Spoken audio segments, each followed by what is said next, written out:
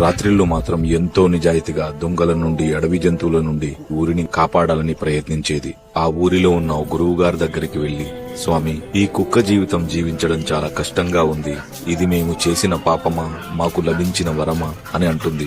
దానికి ఆ మహాజ్ఞాని, పిచ్చి శునకమా, నీకు లభించిన జీవితం శాపం కాదు. దేవుడి ప్రకారం మనిషి సంపాదించిన దాంట్లో మొదటి ముద్ద గోమాతకి, చివరి ముద్ద శునకానికి రాసిపెట్టి ఉంది. మూర్ఖపు మనుషులకు అసలు కుక్కలకు భోజనం పెట్టడం వల్ల ఎన్ని లాభాలు ఉన్నాయో తెలిస్తే అందరూ అదే పని చేస్తారు. అవి ఏంటో చెబుతాను విను.